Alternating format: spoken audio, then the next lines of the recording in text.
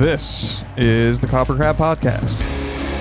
I am Cheney Crab. I am Naveen Copperwise. If you would like to buy limited edition ENTHEOS merch, that is the band that we are in, then go to entheosofficial.bigcartel.com. If you would like to buy KoperCrabb Podcast merch, like these wonderful glasses that I just drank a bunch of pre-workout out of, or coffee cups or t-shirts, go to KoperCrabb.bigcartel.com. Our regular band ENTHEOS merch line is at nightshiftmerch.com/collections/ENTHEOS. Join our Discord, submit questions for the podcast. Go watch us on Twitch. We're on Twitch live every Tuesday at 8:30 p.m. Central Standard Time.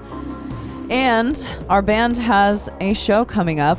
That is the Whitechapel Christmas Benefit Show in Knoxville, Tennessee at the Mill and Mine on December 22nd. It's a Thursday.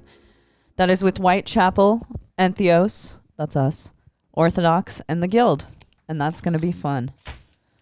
Those are the announcements for now. Those are the announcements for now. More stuff to announce, but we're not allowed to talk about it yet. Something we should announce. I was thinking we should just spill the beans. We have another song coming out. I was actually just thinking of that, and I was in my head trying to figure out how I could secretly ask you if it was cool to talk about that. Oh, but I guess you just tore the Band-Aid off. Yeah, so. I'm on the not caring anymore about announcing when stuff is coming out. So if you guys haven't checked out our brand new single, Absolute Zero, we just put out a music video 2 weeks ago.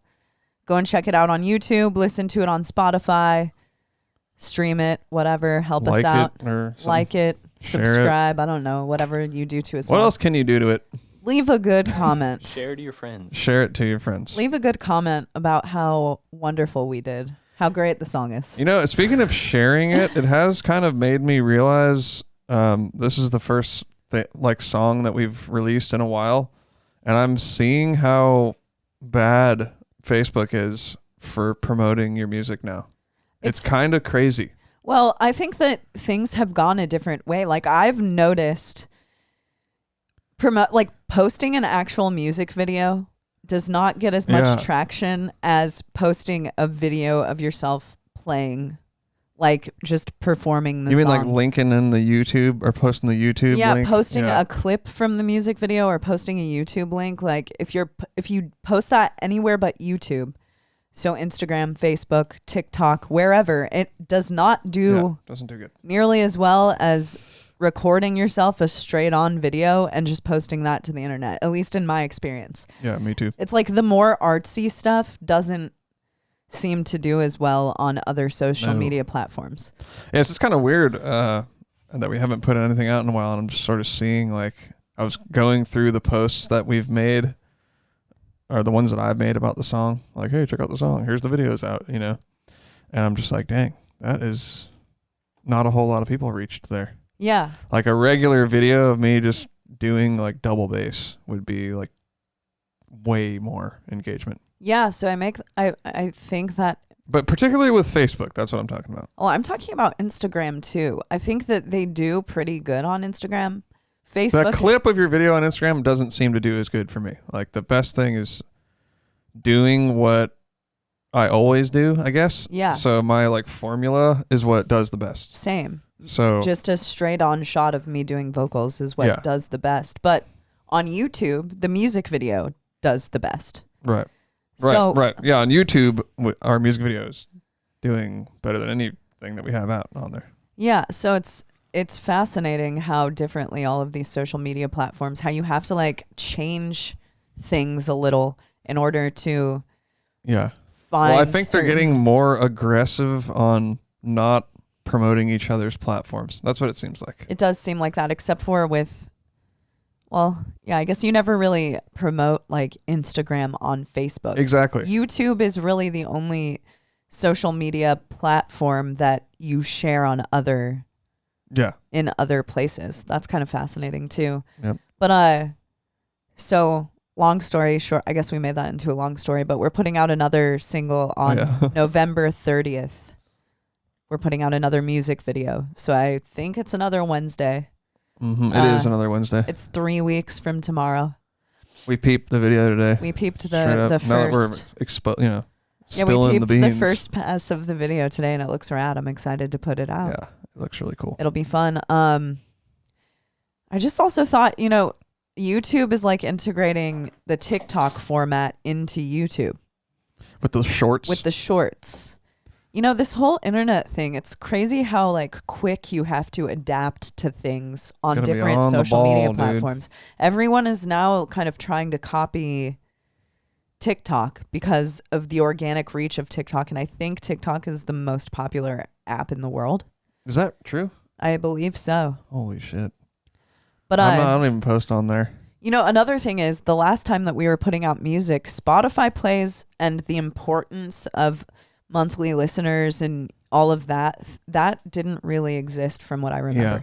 Yeah. And there was a huge disparity with our band in particular. Like we did good on a lot of different websites, or I guess they're not websites, social media sites.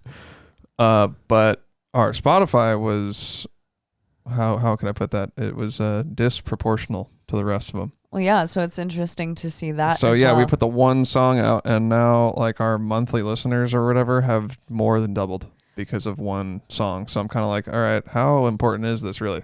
Well, I think, or what does it really mean? Next week we're having, so we're gonna. I was talking about this in the pre-show, but we're going to have guests on. We've got a few guests coming up, so we're gonna do next week is Jeff Menig, and he is a manager. He's a manager of the band Left to Suffer. And we met him at the Beatdown Brunch that we did a few weeks ago in Knoxville. It's up on our YouTube, like the little... It is. It was a little bonus episode. The little bonus episode talk that we gave. But I think it will be fascinating for people who listen to the show, if you guys are in a band, to hear some of the things that Jeff has to say. Because, managers are pretty insightful when it comes to plays and analytics and all of that stuff, and something that he talked about that was fascinating to me is Spotify plays, because I think that in the current state of music, Spotify plays seem to hold a lot of weight. Yeah. But there are ways to like highly inflate your Spotify plays. We're starting to think it's a little overblown. Well, that's what's going on here. Yeah, so I think that I have the old computer on the desk right now. So I think it'll be insightful for people to hear from Jeff, because, when you're in a band and you you might not be on a label, you might kind of just be playing local shows. You don't really know what matters and where numbers, you might not know all of that stuff. So it is really, I think it'll be cool for you guys to like get some insight from a manager's point of view, someone who's completely involved on the business side, to sort of understand what matters in those, just some business. I mean, a guy who spends all of his time doing that. Yeah. Chaney and I have learned quite a bit about the business side or whatever, but we don't really want to do that. We think that it's stupid and we would rather just make music. But we have learned about it because you have to. That's just kind of the nature of things now. Yeah. You have to know a bit about the business side in order to, and I think that knowing about all of this stuff has given us an advantage. Definitely. In dealing with the business side of our band. And it makes everything it makes everything work better if you have a better understanding of it. So you can't, get a fast one pulled on you. It's good to know what's going on, and then it increases everything. Like when you go to sign to a label, you know more. You don't have as much rose-colored glasses through the whole thing. Well, yeah, and I think that it'll also provide some insight as to, when is it right to find management? When is it right to find a booking agent? Because I think that sometimes there might be like this idea that you need a manager in order to or you need like a bunch of people working for you, when I personally would err on the side of you only hire those people or sign to a label when you actually need to. Right. And I think it'll be cool to have him to talk about those things. Yeah. And the guy had a lot of really good insight when we had the talk with him. Totally. Yeah. So we didn't talk to him, but he talked to... No, but while he was up on stage, I was like, I was wishing that we were having a conversation with him because I think that we could have bounced off of each other. So that's what we're going to do. So that'll be cool. That'll be next week. Cool. If you guys do have any questions for someone who is involved heavily in the business side of things, then throw them in our Discord. Yeah. You'll obviously be able to ask while the show's going, but over the next week, if anything comes to mind, throw it in there because, I think that he'll be able to answer a lot of questions that people have. Yeah, he definitely did. A bunch of the audience asked a lot of good questions, and it was really cool. Totally. So we got back from Houston last night. Yeah, we went to Travis Levrier's wedding. And Maggie. Our good old buddy Travis. Well, they don't know her. That's true. Travis played guitar in our band for 3 years. And he's a dear, dear friend of ours. So we took a little trip down to Houston that was, we split it up over 2 days. So it wasn't because it's like 13 hours or something. And the wedding was really cool. He had it out on his family's property out in the countryside. Yeah, it was awesome. And a really good time. We did break our sobriety streak, not going to lie. That we did. I didn't know if we were going to do it. We didn't pick up any alcohol to take. I got non-alcoholic beer. I was prepared to not drink out on the farm, but when it came to dinner time, I was like, all right, dude, Chaney, let's go. White Claws. This is the time to do it. We did it. But I have to say, I only drank 3 White Claws that night. Yeah. I didn't get too crazy. Yeah, it wasn't too crazy with the drinking. That is something that it was still fun to. I think that's a good time to drink. Yeah, at your friend's wedding. Yeah, crack a couple. And it was a situation where it was on, like Naveen said, his family's farm. So people started leaving throughout the night, but we stayed overnight with a group of their friends. And hit the rage mode. We hit rage mode. So it was really fun. Yeah, it was a lot of fun. But the next day I was like, don't want to do that for a long time again. That's what I will say about not having drank for the month and however long is that it made me enjoy or want to drink less. Yeah. In the past, I would have drank shots of whiskey and gone a little crazy all night. But I looked at the bottles of whiskey that were around and they made me want to puke. Yeah. I did have a little taste of whiskey, I'm not going to lie. You did? Yeah. That explains. Naveen was feeling way worse than me the next day, I have to say. Yeah, it was a reminder of why I don't really want to do that anymore. But it was a great fucking weekend. I mean, it's cool when you treat it more as like a treat, It's a little more serious. Yeah.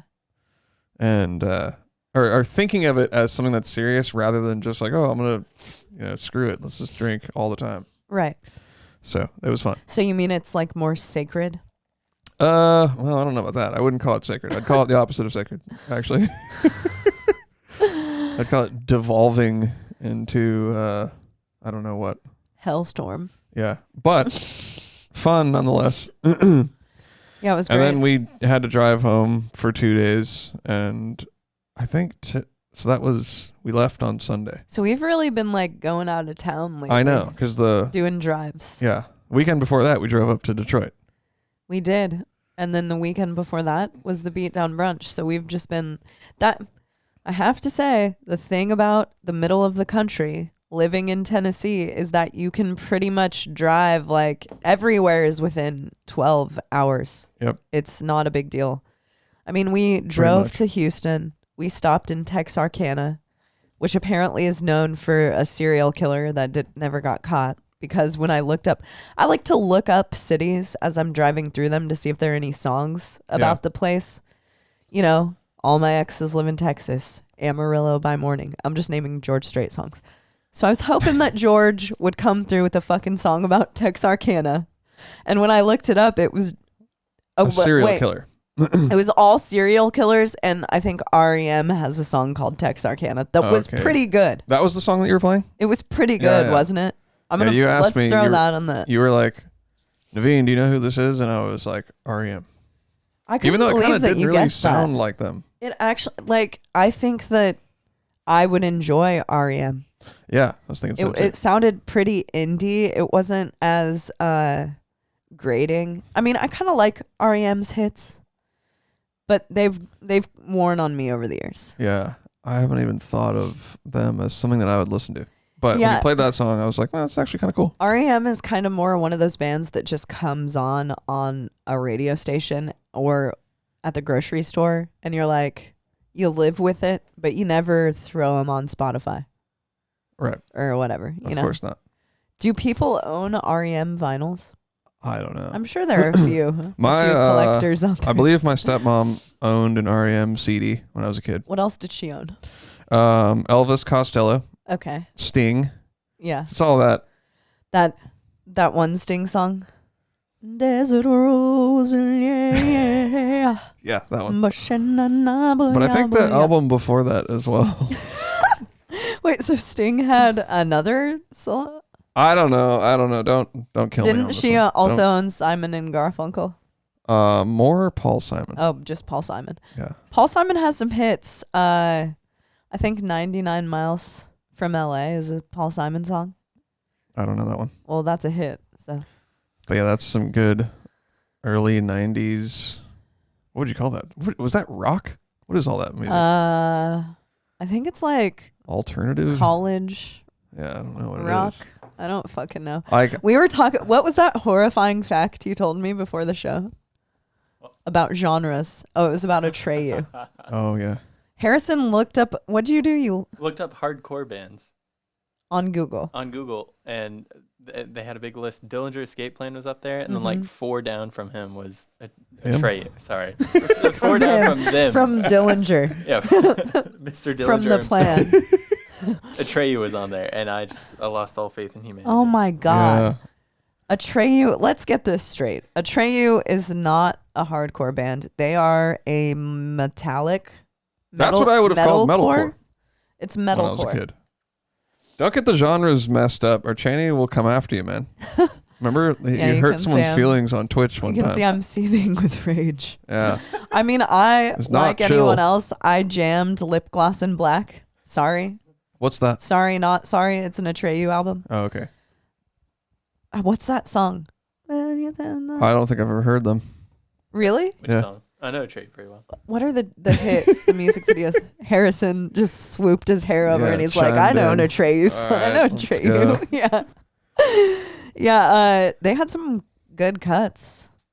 I can't remember the names of them, but Becoming the Bull, I think, was their biggest one. Becoming the Bull? Oh, I don't know that one. But anyways, I'm not good with song titles. I just wouldn't call it hardcore. No. Hardcore. We were listening to some hardcore before the show on the pre-show, which if you don't tune into our Twitch, you're missing. We were jamming some Earth Crisis, some Candiria, which I would put in the hardcore. Yeah, they're like trippy, weird hardcore. They're like groove. Really original. We were listening to Buried Alive and Terror. Like actually Buried Alive. Not like Strawberries. Yeah. Buried Alive. We were listening to like Scott Vogel 90s Buried Alive hardcore. Yeah. Not like it's more like dun dun dun dun. So let's get it straight. I'm just did you say Earth Crisis? Yeah, we were listening to Earth Crisis. Yeah, because on the way home on a long drive, we listened to a lot of music. So we did. We jammed some Dillinger. We jammed his album.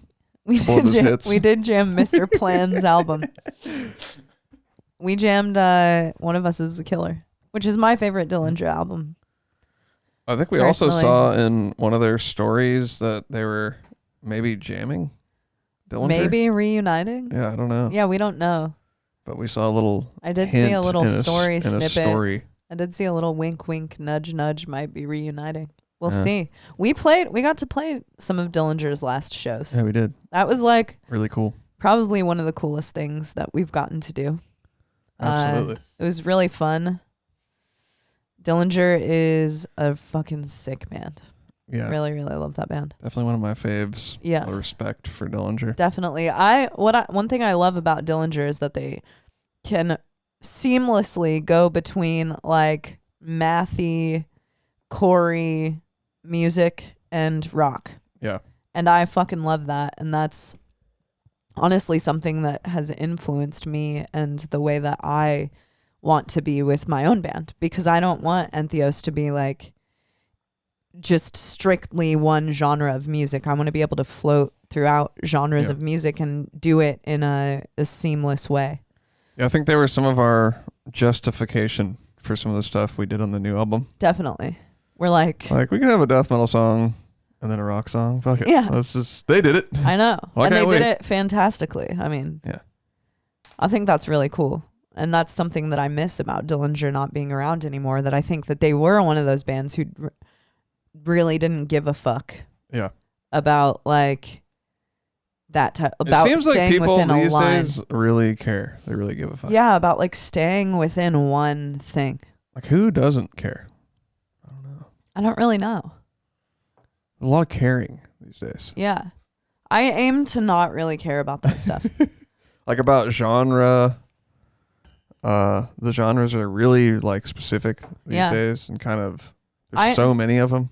That's something I enjoy about Whitechapel. I like that they have gone not quite what they used to be. I think that's admirable in a band, and I think that shows growth in bands that do it. I'm not saying that like you have to do that in order to show growth, but I do like when bands like play with dynamics. Yeah, I agree. Well, it makes the album more fun to listen to. Totally. It's kind of more of a journey of all these different songs, but it all has the common thread of the same guys writing it. Right.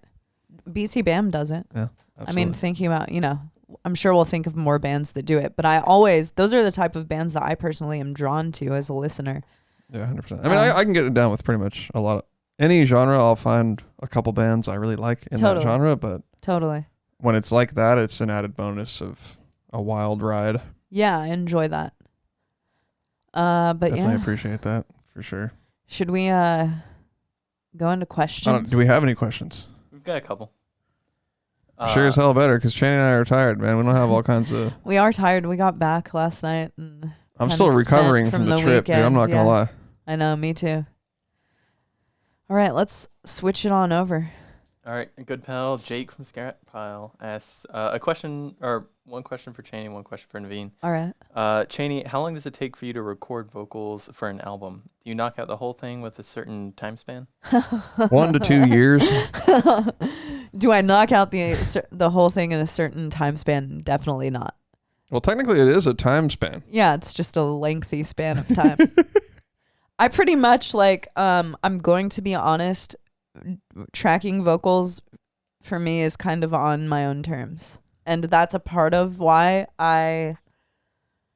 Naveen and I work well together in doing that, because I can kind of, whenever I want, say, hey, I think it's time for me to go and do vocals. I'm not the type of person who enjoys going into the studio for a week straight and pounding out vocals in that week, because sometimes I think of things like 2 weeks later, or sometimes I just don't feel like I can have the vocals produced in the way that I want to within a week. Like, I don't enjoy that time constraint.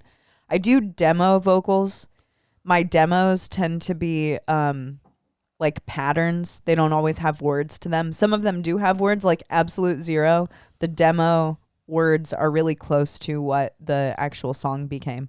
You'll just throw some fill-in scatting in there, right? Yeah, I'll throw some scatting, like some Jonathan Davis-esque. But also there's another song, the single that we'll put out in January, that's pretty close to what the original song was. So I'll do that. But as far as like actually tracking the vocals, I mean, I would say that we started tracking the vocals for our upcoming album maybe last August, but I had demos before that. I remember we sent Absolute Zero and the song that we're putting out in January were the two demos that we sent to Metal Blade and that's what they signed us off of, basically. And I think we had those finished in 2020. The vocals were not the demo No, they were the demo vocals. They were the demo vocals, but they were pretty close to the end. So we had the demo vocals in like 2020 for that. Chaney is pretty unorthodox with her vocal tracking. It's true. I'm gonna say that. That is true. Like, you'll be like, hey, I want to do this one part in song halfway through song 7. Yeah. And I'm just like, okay. Yeah, I definitely do not like track in a linear fashion. I don't. Yeah, I'm totally unorthodox about the way that I track. And I don't start with song 1. I don't start at the beginning of a song always. Yeah. But that's just how I work. That's what works best for me. And I think that there's no, I say that all the time. That's like one of the best things about the artistic process is that there is no right or wrong way to do it. And whatever works the best way for you is what you should do. For me, it works to spread things out. I don't like to force myself to track if I'm not inspired to track, because I don't want to listen to a song 3 years down the road and think about how much the part that I wrote didn't come across the way that I wanted it to because I wasn't inspired to do it that day. I mean, naturally, there's always going to be something that you want to change, but I like to avoid that as much as possible. And yeah, I don't know.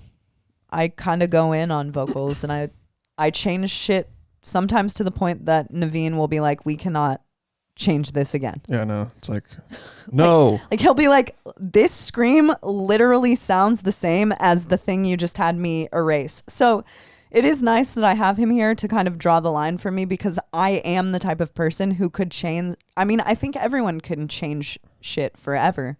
Not me. Yeah, Naveen is really, really good at not doing that. You kind of do the opposite. With drumming, you go into a studio for a week straight and you oftentimes nail songs on the first, second, third time through. I just play it and get it over with. And you play it in a linear fashion. I do? I do jump around, though, with and spend a little bit more time on is the leads, the solos. That's true. I'll jump around here and there and kind of do it similar to vocals. So I get that the vocals aren't, the drums and the guitars, they're just like a structured thing. Yeah. There's not a whole lot of room. It's just gonna be what it is. Yeah. I guess with the drums it could be, but I play more off of feel anyway, so I'm just gonna play it and there we go. We're good to go. Totally. But the guitars, I've already spent the time writing all the parts, so it's just a matter of literally sitting there and mechanically getting it done. Yeah. But with leads, there's a little more room for feel and interpretation, and like what it's a layer, so it's not as cut and dry. Yeah, it's true. And there are times when after vocal demos are laid out that we will decide in the studio as we're doing vocals, like I think this needs a lead here rather than a vocal. Exactly.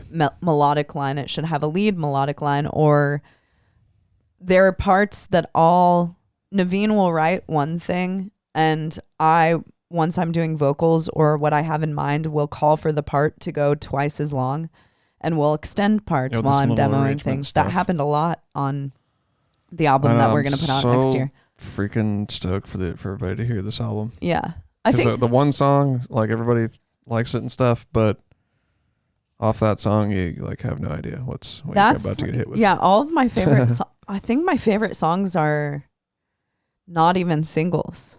Okay. But I'm really proud. I'm proud of the singles. So that says a lot about the songs that. There's just a lot of stuff going on the album. Yeah, totally. But I mean, I think that is something that we do a lot, is kind of work together in the studio. Like, I can't play guitar as well as Naveen. I can play very simple guitar. REM. But I can play REM. She probably could definitely guitar, definitely. But I'm just kidding. I do have like a musical, like there are leads on the record that I thought of and told Naveen what to play, and we work really well together in that way. Like you can write a riff that I'm thinking in my head. So we will like be in the studio writing music, and I'll say, I was thinking of this sick lead that goes here that would follow my melodic line. Yeah. Like in song 8, there's that, that sick lead. Oh yeah. That follows the melodic line that I have before that. But that you didn't even end up doing that, I think. No, I did. Oh really? I'm thinking of a part where you thought of a melodic line, I played it on guitar, and then you changed it. Maybe. And the guitar was just left, but it was really cool. Yeah, maybe. I don't know. But anyway, we just do shit like that all the Yeah. time. So our writing process is kind of like guitar isn't done just because vocals have started, and drums aren't done just because vocals have started. Like Naveen on this record specifically, like tried to write drums more so in a way that vocals would stand out a little more. And bass didn't even come about until after vocals were completely demoed out. So Evan was able to take some of the stuff that I did and like mirror it. Yeah, play off some of the rhythms and stuff. And we wanted to make sure there was a little more focus on the vocals. Not to say the music isn't totally crazy and stuff, but we wanted to just be a little more aware of what was going on there. Instead of having it like, well, we made all this crazy music, let's throw some vocals on it and call it done. Right. It was a lot more holistic. Yeah, which I think is our goal a lot moving forward, is that we want to continue to do that, because we want the vocals and the music to work together harmoniously instead of random vocals. Which, it's important. Yeah. So the way I record vocals totally unorthodox, but it does get done. So there's that. I also just sometimes eventually I'm like, all right, Chaney, we got to wrap this up, man. Totally. It's been 2 years. You know, I go. It doesn't take 2 years for the record, but like I'll revise shit and I'll go through and decide that one word sounds better than the last. That I'll change the words or whatever. So maybe someday I'll go into the studio and just track everything in a week, but I don't know. I like the way that I track. I like tracking for maybe 2-3 hours. That's another cool thing about getting to the point where you can at least do your guitar and vocal tracking at home. You're not paying an engineer to sit there and like, oh God, let's get this done. Right.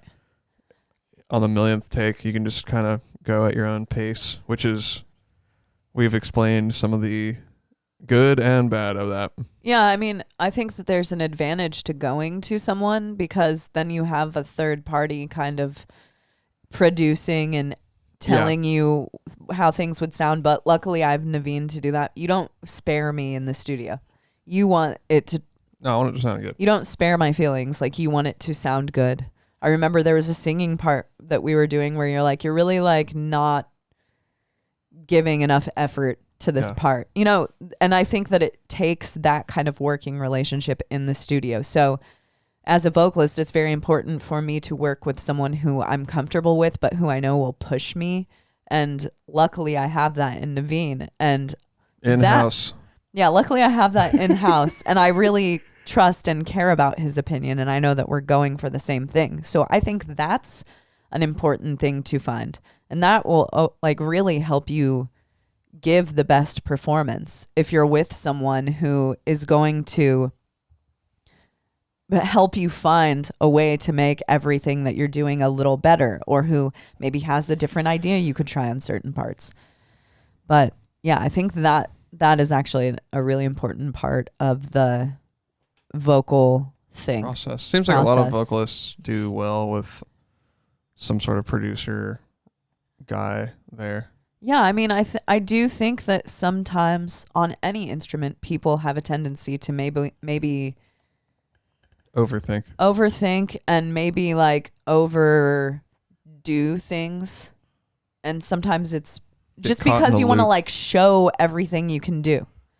Yeah. So sometimes it's better to have someone be like, dude, cut that shit out. Like, you don't need to do technique salad over. That's where I come in. I'm like, come on, dude, let's just. John Gallagher. Right. Let's go. That's true. So yeah, what was the second question for Naveen? Yeah, what is one thing on drums you haven't learned / don't care to learn? Okay. Haven't learned / don't care to learn. There is something in particular I've thought of before. I'm like, oh, I don't know that, and I don't want to learn that. Excuse me. I don't know. I'm going to have to think about that one. All right. You want another question? I know how to do so many. No, I'm just kidding. Wow. Jack of all trades. Don't. I mean, to be honest with you, a lot of this is going to sound funny coming from me, but a lot of the like polyrhythmic, like really crazy, that kind of stuff, I just don't really want to learn it. I did learn it and play a lot of that stuff for animals as leaders, but honestly, not really. It's pretty fun, but some of the like really crazy that kind of stuff I see, I'm just like, man, that's a lot of work, and I don't want to do it. I mean, yeah, I understand. It's good to expand, but yeah, I think there's actually something to be said for not trying to learn how to do every single thing. I think with my thing, I mean, it's not to say I'm constantly trying to learn new stuff and pick up new stuff or whatever, but I think I've kind of honed in on like meat and potatoes of what I do, what I like. What do you think that is? How do you see it? What do you see yourself as? Me, it's kind of just like death metal. I'm able to play pretty fast. Not like I'm not as fast as a lot of death metal drummers, but I'm pretty fast, and then I have good groove and good feel. Yeah. And then interesting fills. That would be the three things that I focused on. Yeah. I just good think feel and groove. Being able to play death metal, because a lot of people who can groove and feel really good can't play death metal. that's very true. And then A lot of people who play death metal can't groove and feel very good. And then adding in kind of cool little twisty fills. But it was just always because it had to do with like the kind of music I liked. You know? Yeah. And I say this all the time. It's not like I was like, I'm gonna devise my drumming sound. You know, I just listened to that kind of stuff and put it together, and that's what came out. Yeah, I feel like that's sort of how it goes. No, I mean, who really sits and calculates like Exactly. This is exactly what I want. I mean, I guess you can do that, but at the end of the day, it's like it's more important to find your own voice and your own unique voice rather than trying to like be something. Exactly. Or it's like all nail like down. emotion. That's what music is. You're just kind of playing off of how you feel at the time. Totally. And what appeals to you. Yeah. And So- that's like the beautiful thing about different musicians and why no musician is ever really the same, because like for instance in vocals I can do as many different techniques that all different people do as I want, but like So you're gonna it's be in your always own going to way. have my timbre. Like it's always going to sound like Cheney. Yeah. So And it's funny, like when I first started playing guitar and drums, I would just try to figure out other people's stuff and then just not really be able to do it. And so I would just get impatient and then just kind of turn it into my own thing. yeah. That's honestly how it started. I didn't even have the idea of being original. It wasn't even a thought. Totally. Well, that's I'm going to be original. I was just trying Yeah. to sound like the people I liked. That was literally it. I agree. And I wasn't really good enough to do it. So it came out in my own way. That is something that, you know, that is a good way to start. That's the way to start. You find influence in people and you're like, I want to do this and this. I think that I did that as well. I know that I did that as well. And then the older you get and the longer you like do something, I think that's when you start to form your own original like thing. It's like when you're trying to make an omelet, but you screw the flip up and then you're like, yeah, we're just having scrambled eggs. Yeah, that's kind of yeah, that's like, that's my approach. this is never going to be, it's never going to be the perfect omelet, but it'll be people, delicious. maybe, people who maybe they weren't expecting an omelet. So they're just like, hey, this guy's great at making scrambled eggs. Yeah, that's a pretty good. That's a really good analogy. Yeah, that was pretty good. Wait, so is Harrison not allowed to ask you any of the technical questions about drums? Tech question. I think we Let's do agreed. two tech questions a Two? week. Well, because normally you can answer them in like a second. All right. It's like, They're yeah, just it's 24 So boring. We need to have kilobits. like a vote. Are the technical questions totally boring and not worth doing, or are they something we should include in the I show? hate to say this, but I think people probably like hearing about them because they're All musical. right, let's hear them. Let's see what we got. You sound so Harrison, hit us with enthusiastic. that tech. Well, I think they're cool if it's a one-on-one conversation with another kind of technical person. You know what my favorite But kind I'm of just tech worried is? that I feel kind of like when I'm working on something really technical, I'll come out of the studio in like a rage and I'll be like, Janie, listen. And I can tell she's just like, oh, that's nice. Yeah, It cool. goes like this right over my head. Yeah. Like, dude, I hooked the DMXs. My eyes just gloss over, and I'm like, what did you say? So I can only imagine What did you just say? whoever's listening to the podcast probably feels the same way if they don't. It's so specific. Uh-huh. Yep. But with that being said, we'll answer one of these tech questions. Let's question. Do one. Let's do two. We'll see how the first one goes. All right. Yeah. Let's have it. All right. What trigger presets do you? And then that's when Zeno asked Naveen, could you please elaborate a bit about your kick trigger setup? Oh my god. Holy shit. He just did it. Oh my god. So all right. My eyes are currently glossed over. Yeah, with the kick trigger stuff, it's kind of an ongoing thing that you're always going to be messing around with. It never really, for me, gets to a point where I'm like totally satisfied with it. Satisfied. Satsified. But right now I'm just using the old. See, this is so boring. This is just terrible. I think you're podcast. It's not that boring. I'm listening. I'm using a Roland RT30 trigger. It's a drum interview. This should be called the drumming interview podcast. The module is a 2-box Drummit 3, I think it's called. Oh my god. There's so many numbers and letters. And that's it. I mean, you have to just play around with what works for you, really. True that. Like tight pedals, loose pedals? Yeah, the pedal settings, the trigger itself, the trigger module, how much crap you have in the bass drum. If you do the doubles like I do, it's unfortunate because you have to have... I'm not going to lie. The way that I do doubles is like cheating. It's not super sick. Oh my god, you heard it here first. He cheats. I know. When people are like, that's like cheating. It's like, it definitely is. It's like you get... Well, at least you're honest. It is sort of cheating. I'm not that good at double bass. That's why I learned how to do those doubles. But that being said, the hits aren't super hard, so you have to have the trigger really sensitive. And then it's a balance between having the trigger really sensitive and then the snare setting it off, because the snare is loud. Well, sometimes when I've been playing your current setup and I listen to the triggers in my headphones, like there are so many misfires.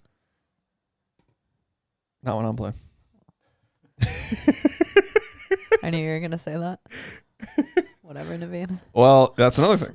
So wow, it seems like you like to talk about this another a lot. thing is, are you somebody who didn't want to get asked tech questions? All right. Well, here's a good tip. It's what you want to do is have the trigger as sensitive as so least are you saying amount. you hit like this? So the hits are hard. It's like the second hit is kind of quiet. Oh, okay. But it's a little bit better since I started using the Axis. They have a little more bounce to them. Did you announce that on the podcast that you're now endorsed by Axis Percussion? Well, I am now endorsed by Axis Percussion. Damn, they that's sent cool. me a hoodie. That's really cool. I also made a joke on the internet. That hoodie is sick. I was joking around on the internet, and it got like way more comments and likes than the announcement of our song. But it was... Wah, wah, wah. I was like, how come drum companies don't make socks? Because there's always a foot cam. That'd be cool. They could put their logo on socks. So the guy from Axis like hit me up a week later and was like, hey, we made socks because of that post, and sent me a few pairs. And they're really sick. Humble brag. So I got the socks. They sent me a hoodie, which I like. Are you you're listing off everything? Well, I'm endorsed. True. You should have wore the shirt. It's a really sick hoodie. I know. Actually, I was gonna wear it, but it's just too hot in here for hoodies. Yeah, it's like Nelly's song.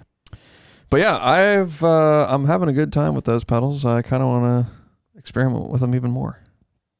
Yeah, they're sick. They're really sick. They're really sick. So that kind of helps. But I mean, yeah, it's... Was there a reason that you... Like, do you prefer them to the pedals that you were playing before them? I just felt like I hit a wall with how fast you could go doing that technique that I'm doing with the Dynasync pedals. Yeah. I mean, if you look at the guys who are playing really fast, they don't use this. Yeah, they use Axis.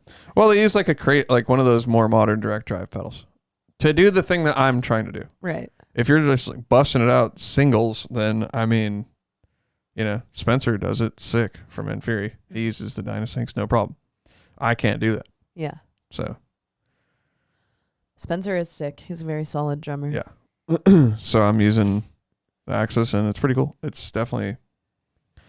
But I will say, it's not like I got the Axis and I'm just like way sicker. I'm kind of like, it's like a little bit more solid. Yeah. But I was thinking maybe the thought process was like, oh, there's a potential to even go faster. But I mean, I think people get a little too caught up on what gear they're using. Do we need to go faster? Yeah, I know. Does our band need to be faster? I'm thinking I think we're fast enough. You know, as the person who does vocals in the band, I don't need us to go faster. I actually would like to slow down in some parts. Yeah, I know. It just depends on who I'm listening to that week. Yeah, I know. So I'm gonna try I've been injecting some stuff into your ears, so I think I'm gonna turn the music up louder. A couple months ago, I was like super death metal. Yeah. So I've got some songs that are just like way fast, crazy. Yeah. And now I feel like I'm slipping more into like a little more groovy hardcore. Yeah. So today I'm like sitting there writing like 200 BPM hardcore-ish. I mean, I call it that, but it's not at all. Yeah, I know, because believe it or not, we're already working on more material. There's always material floating around. That's true. I feel like we have a good amount of time now. We have a couple of months that we're going to be home and don't really have a ton to do.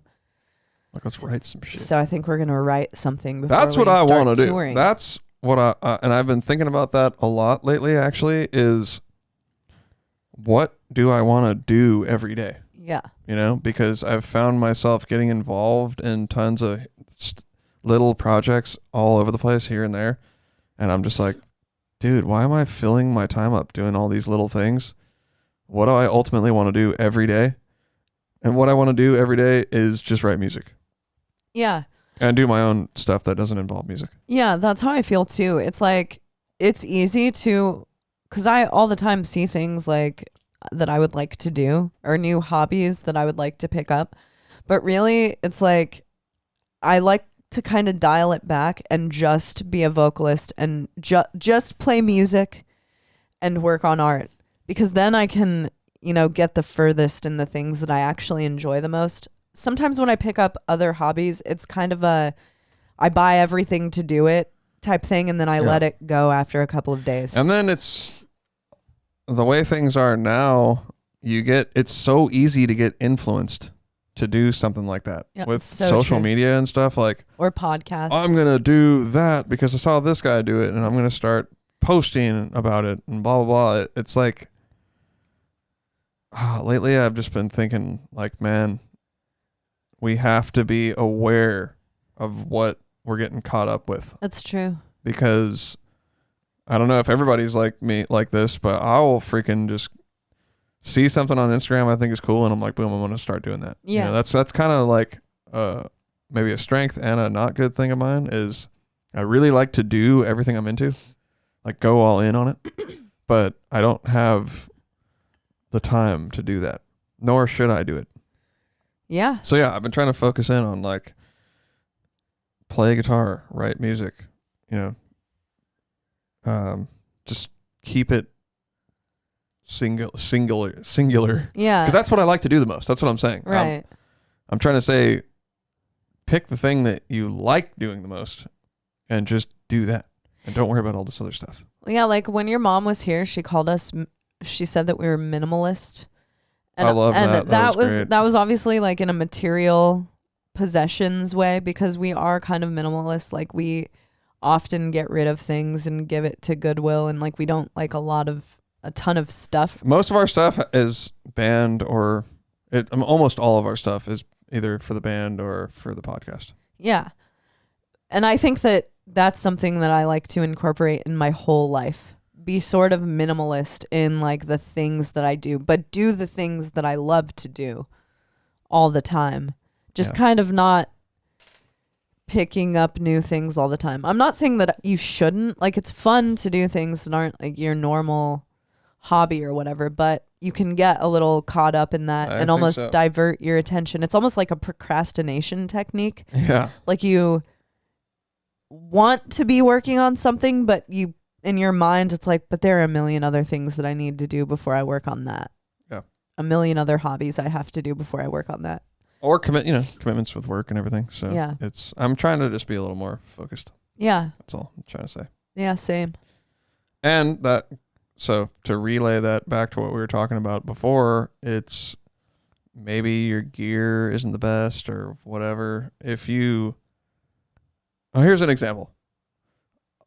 Instead of practicing, I've gone online and watched a bunch of technique videos for like hours. Yeah. Where I could have just got done doing an hour or two of practice. Definitely. So I think rather than look at online you can easily spend an hour looking at gear and gear reviews, right? Yeah. Because you think that piece of gear might make you sound better. Well, what would have actually made you sound better is if you practice for an hour. That's totally true. I think that that is a thing that in the last like maybe 10 or 12 years has become a lot more at the forefront of playing music, like the gear acquisition, or that there are all these other things that make you better that aren't actually just playing. When in reality, gear, it's kind of like what you were saying. Like with your Axis pedals, you're a little faster because you have a different piece of gear. But at the end of the day, what makes you better? Practicing makes you better. That's what's going to make you faster. You probably could figure out a way to do it on the other pedals. Yeah, you could figure it out. So, but it's cool. It's cooler, for sure. But I mean, we talked about this a couple of weeks ago. How I think someone asked a question about like how much gear plays into how a band sounds live. And it's like, that's become so overblown. I know. It makes me want to just strip it way back and just sound really good without all that stuff. I mean, I think there are advantages to the technological revolution in playing music. It has helped us. It helps us to have MIDI patch changes. It helps us to play less gear. When you take an Axe Effects, you can play DI, even though I prefer to play with cabs. It sounds better to me. But so it's made things like, it does make things more convenient, but it only works to a certain degree. Really, at the end of the day, if you've got good hand tone, then you're going to sound pretty fucking good. I mean, remember when Chon was playing out of like little combo amps and they sounded amazing? Yeah. Yeah, you can make it work. Doesn't really matter. Whatever. Anyway, I hope that answers the question about the triggers. Are there any other questions? Do we have any more Harrison? questions? Are we bone dry out there? We also have our caller. Oh, God. Caller. Same caller? Same caller. All right. Caller. You want him on now? Sure. I got more questions. Let's do a couple more questions and then we'll end with caller. Yeah, all right. Sounds good. All right. Double Plates asks, how often do you listen to your own music or have it on your playlist? I personally listen to it a lot when I'm making it, and then I don't really listen to it at all. Cheney, however, listens to it a lot. I mean, I listen to the current thing that we're working on a lot. I've listened to our new album probably. I listen to a song every day at least. And I listen to the entire album. Like, I'll just leave and go on drives and listen to the entire album. Probably twice a week still, but I haven't listened to Dark Future in I kind of usually I'll listen to it a lot when I'm writing it and working on it. And then after it's turned in, like to go to pressing or the label, I just won't really listen to it at all. And when it comes out, I'll kind of just jam it, like give it a one good listen. I think we listened. Like, we listened to awesome. We listened to the album last week on the drive. Yeah. Because you wanted to put it on. Yeah, because I wanted to put it on because I love listening to it. I didn't want to listen to it. I was like, I don't want to hear this. But when you listen to it, it's like, damn, I'm always into it. Obviously, I'm not like, this sucks, turn it off. I mean, I really, to be honest, I really like our music. Me too. And I like hearing it. I'm not gonna lie. But I don't listen to it a lot. I'll every so often go back and listen to cuts from old stuff. I listen to The World Without Us quite a bit still. There are songs that I don't like that we've made that I probably will never listen to again, and I'll ain't trying to play them live. Yeah.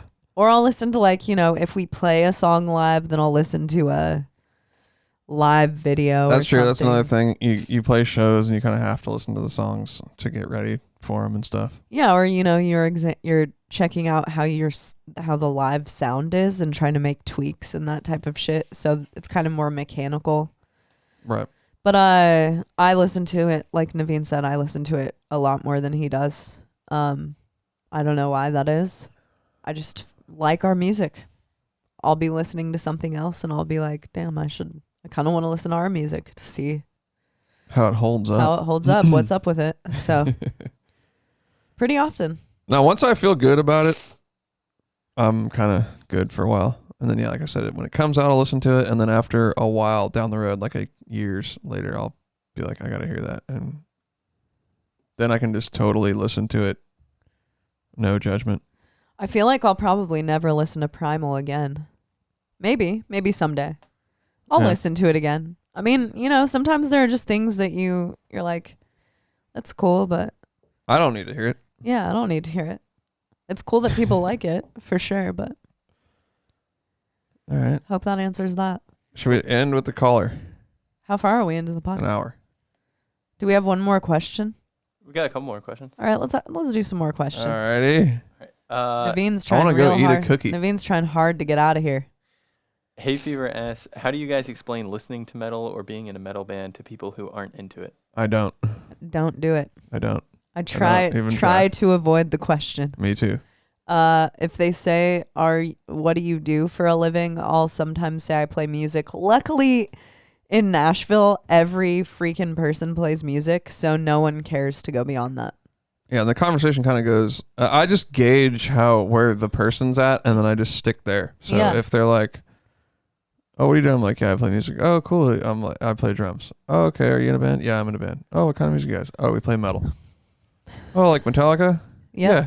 Yep. Yeah, that's pretty much what I do too. Oh, wow, that's cool. And then pretty close. If that's where they're at, then they don't really want to talk about it. Yeah. But if they go further, maybe they say like, oh, like Slayer or whatever, depending on how far they go is how I'll gauge how much I'm going to talk about it. Yeah, same. I'm not big on trying to explain to people who don't like metal what it is and everything. Yeah, same. I don't need to. I'm just kind of like, I'll be like, it's crazy. like Screamo.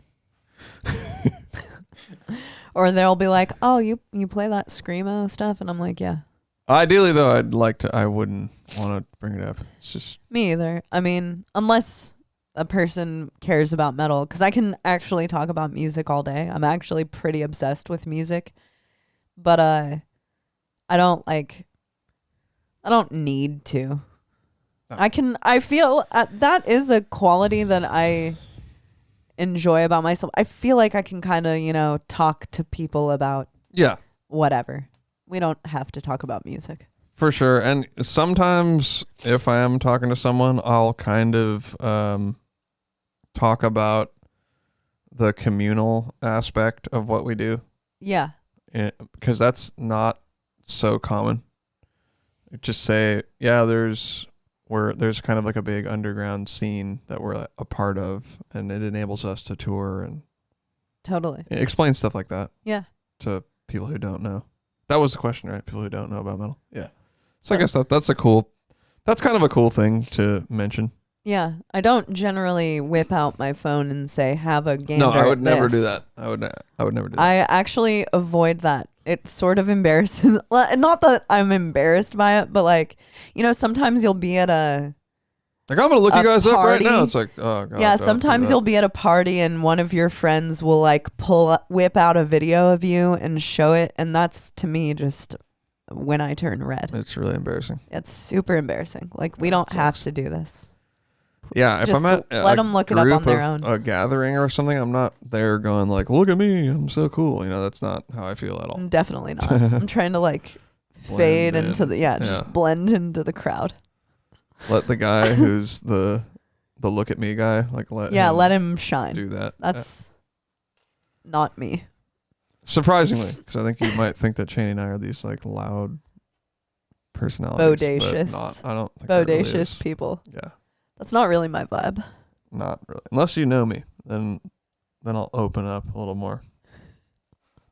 Or if you're not present and I'm just on a podcast. I know people might listen to this podcast and think that we're like, the center of the party. Yeah. That we're like Mark Copper. Trini, you're not the center of the party, but you're sociable. I am sociable. Yeah. Uh-huh. And I am too, don't get me wrong. I'm not like a weirdo. Really? No, you're not a weirdo. We're both sociable. Yeah. But you have sometimes called me your human shield. Human shield. Because I could, like I said, I can strike up a conversation. What was the question? Was it about how good we are in social situations? Is that what it was? Because I don't remember. How to talk to people about music. Metal who don't know anything about metal. Don't. Yeah, just don't. Just keep it cordial. Avoid. Talk about sports. Learn something about baseball. I don't even. For instance, I'm just like, I don't like this sports. weekend, That's what I say. the Astros won the World Series. How do I know? Because I was in a group of people from Houston. Wow, I totally forgot about that. All right. Congrats, Astros. Yeah. Go Astros. Woo. Yeah. I honestly, it's so hard for me to care about sports. I couldn't care less. I tried caring about MMA. Yeah, me too. And I just can't. It's like I'm care less. I'm like one of those special sprays that the carpet, it gets sprayed on the carpet that retains water, and that's sports. Stain resistant. It repels water. I have a sport resistant spray on me. I know. I can't get into it. Honestly, that's for the good. That's kind of what I'm talking about. Like, I don't need to be sitting in front of my phone looking up sports. Yeah, but I wish I could wear the jerseys and feel. You could do that. Cool. You could do that. Yeah, but I wouldn't know who Russo is, who's on my back. And they'd be like, yeah, Russo. And you'd be like, yeah, for sure. Dude. I'd be like, go Renee Titans. Russo from the 90s, the actress. They don't pop up and tell you to name 3 games he's been in, metal bands. They might. Yeah, they would be like, what were his best touchdowns? People know that people are just going to wear yard. the jersey because they're from the town or whatever. I mean, that's I think that's acceptable, right? I know. Is that acceptable to do that? I think so. There was a girl at the wedding doing that. She was saying that she had no idea anything about the Astros, but she had on an Astros shirt. Yeah, I think that's okay. Astros jersey. I don't think that's problematic. All right. Go Astros. Go Titans. Answer the question. Go Titans. Woo! All right, you guys want the live caller? Yeah, let's get the caller. Caller. What's he going to say this week?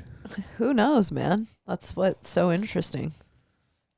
If anybody else doesn't call in, we're going to have to keep talking to the same guy every week. Classic, same old caller. What's up, caller? bro? What's going on, man? Oh, so that new single, guys, so good. I didn't get a chance to talk to you last week. Oh, thanks, man. I'm so stoked for this album. Thank you, man. Thanks, man. We are too. We are. We're about to throw you some curveballs, though. There's all sorts of curveballs, twisters. We came out with the least curveball first. Harrison knows. Yeah. I'm excited for it, though. Does the next one have any clean singing in it? The next one has a really quick passage of clean singing in it. Yeah. Ooh, okay. Yeah. All right. Super quick passage. But I'm stoked about the next one. After that, I'm hyped about the next one. Yeah. Yeah, I'm super hyped about it. This next one, here's an interesting fact. It's the song that I petitioned to have be our first single. But I was like, you and our product manager disagreed with me. So what's that? People might not know what that is. What a product manager is? Yeah. So a product manager, I really have no idea, but I know that that's it's her title. The person who, no, here's what she does. She pretty much is our connection to getting vinyl. Yeah. All the vinyls done. She handles every aspect of putting out an album. Right. Really. It's pretty much like point of contact at the label, basically. Yeah. And we have a fantastic one, Stephanie. Yeah. So, but sorry about that, caller. Yeah, what's up, man? I was jamming a lot of Necrophagus this week, and I don't know if I ever messaged Naveen about that, or if you guys are into them as much as you are into Soul Niger. I know they're way different styles, but yeah, definitely into it. No, I don't know about as much, but I liked it a lot. Like when Epitaph came out and everything, I was, like everybody else, was blown away. Yeah, same. I mean, I don't think that that the kind of music we play would exist as it does without Necro. Yeah. So that started riff writing like that, like that kind of whole thing opened up that door. Super influential, but for me personally, not as influential as Soul Niger. But I do still kick it to Necro. Yeah, I was kind of trying to jam a little bit to a Necro song the other week. Yeah, we may or may not cover one. Way harder than it sounds. Yeah, it's super fucking hard. Fucking impossible. Luckily, the vocal patterns on Necro are pretty easy, and they're minute-long passages. I know it's true. That's just because Homeboy plays guitar. Yeah, it's all like guitar. It goes along with the rhythmic ideas. Were you jamming Epitaph or what? Onset of Putrefaction. Okay, there we go. Wow, that's it.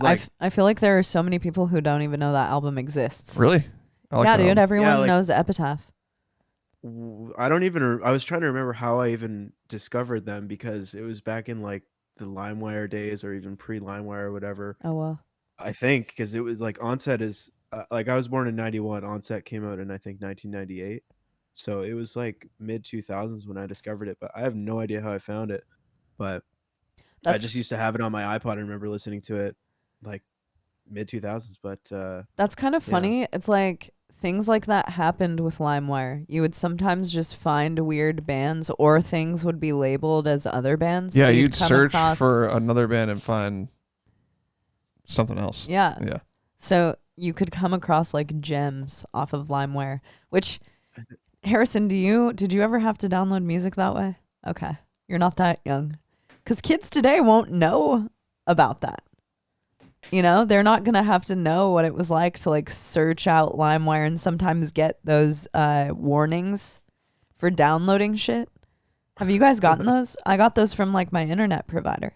I destroyed my family computer with LimeWire stuff. Really?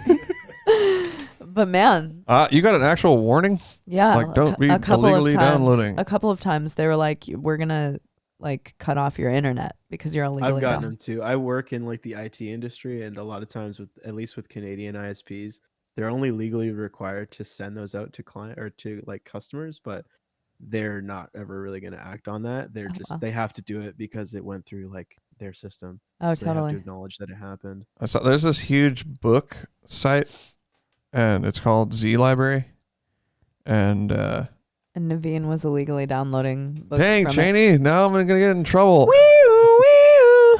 Well, I went there the other day not to download, just to see some research, and it had been seized by the FBI. It would have been nice to have that in college. I was always looking for sites on random or books on Dude, torrent sites. Z Library is I had never heard of that though. So sick. Yeah, it is insane. Like the way it's laid out and the selection, like I mean, wow. Yeah, but anyway, it's like I never downloaded anything off there. I just checked it out. It's like what was that drug website? Silk Road. It's like Silk Road for books. Except you didn't have to pay. It was crazy. But you got all the good on there. It was crazy. It wasn't even like a torrent site because books are so small. Like it was just a direct link, but it would give you all these recommended ones, and you could find out about books on there. It was just a really good site. And then you could put them on your Kindle. You could email them straight to the Kindle. I never did it, but I know that you can do it. I just heard it from someone. I can't remember who it was. I heard that you could do that. You can put it all on your Kindle for free. But you can't now because the FBI has actually seized the site, it. Dude. Surely another seems site too good to be true, for sure. Well, of course, all of those sites are too good to be true. Pirate Bay, anyone? That's still up. Yeah, I know. Well, I don't know, but I do know. You know what's funny? I actually don't really download illegally. Neither do anymore. I don't have a reason to. I think I'm subscribed. Like Spotify ended that. Well, except that people like Joni Mitchell and Neil Young are keeping their catalogs off of Spotify still because of Joe Rogan, I guess. It's like, fuck, man. Sticking it to him. You lost this one. Yeah. Let's just throw it back up there so that Cheney can listen to it. Well, I'm not concerned about that. I don't want to listen to them anyway. Well, so many of my classic rock collections have been destroyed by Joni Mitchell getting off of Spotify. Luckily, I have vinyl. But what about YouTube? Yeah, it's kind of fucking annoying to listen to music on YouTube, though. I do have YouTube Premium. So. True that. But anyways, all right.